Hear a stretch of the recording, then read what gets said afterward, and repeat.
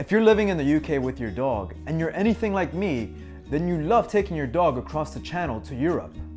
As of this moment, with the shiny blue pet passport, it's quite easy to do. When it's time to re-enter the UK, all you have to do is get a tapeworm treatment and you get it documented in this shiny blue pet passport. You show the border guard and ta-da, you're back in the UK. It's pretty simple, but all that could now change due to this little thing called Brexit. Maybe you've heard of it? Back in 2016, the UK voted to leave the European Union, which could make pet travel to Europe a little bit more difficult now. Right now, things are looking a little bit uncertain. Will there be a deal? Will there be a delay? Who knows? We'll find out soon enough, I think. I hope. So maybe now you're a little bit worried and unsure if you can still travel with your pet to Europe the same way you used to with the blue pet passport. But fear not, because I, Danny the Traveler, am gonna help you, and I'm gonna cover the 3 scenarios that are gonna happen when it comes to pet travel to Europe after Brexit. When the UK leaves the EU, it will then be considered a third country under the EU pet travel scheme. Under the EU pet travel scheme, there are 3 categories: unlisted, Part 1 listed, and Part 2 listed. After the UK leaves the EU, it'll be in one of those categories. As of now, we don't know which one yet, but I'm gonna cover them for you in this little breakdown. So check it out. Confused about pet travel after Brexit? We feel your pain. We've got you covered on pet travel. Listen up. The UK is scheduled to leave the EU at Halloween. Traveling with a pet between the UK and the EU is set to get far more complicated after Brexit. Let's go over the scenarios. If the UK leaves without a deal, it is likely that the UK will be considered an unlisted country, and this would make travel to Europe far more complicated. If there is a deal, then the UK will likely be considered a Part 1 or Part 2 listed country. So what is the unlisted country scenario? No deal. Unlisted country classification is worst case scenario. A rabies blood sample of the dog must be taken 30 days after latest rabies shot, then sent to an approved lab.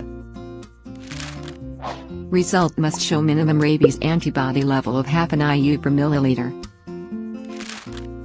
You then must wait 3 months from the date the successful blood sample was taken before you can travel.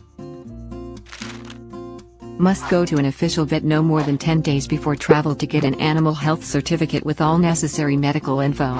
A new health certificate is needed on subsequent trips, while the blood test is required only once.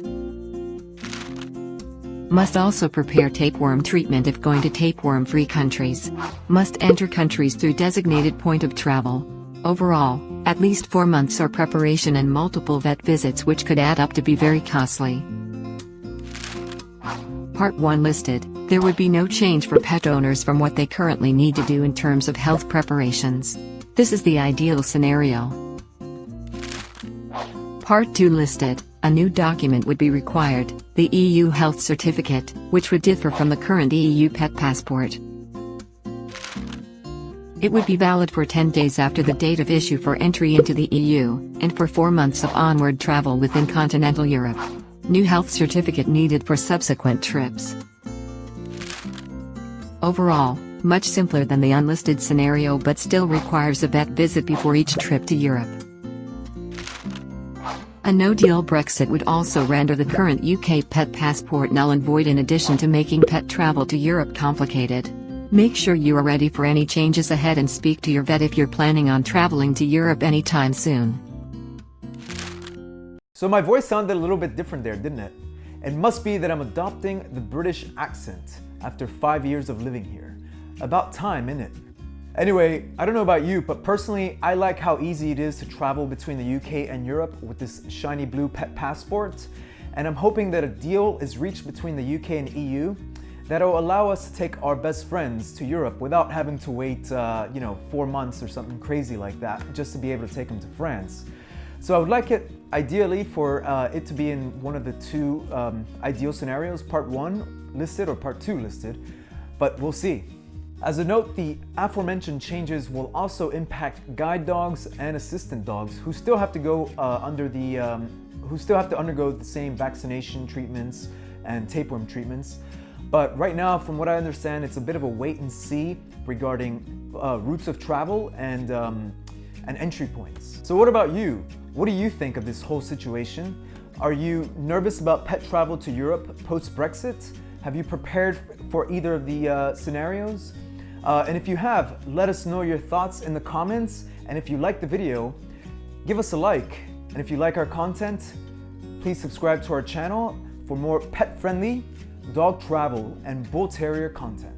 If you have any questions regarding pet travel to the EU after Brexit, let us know in the comments and we'll help you out. Rocky's been chilling here the whole time, as you can see. We'll see you guys on the next adventure. Oh, there he is. Hello, Rocky. Oh, no, he's going back to sleep. All right, see you guys later.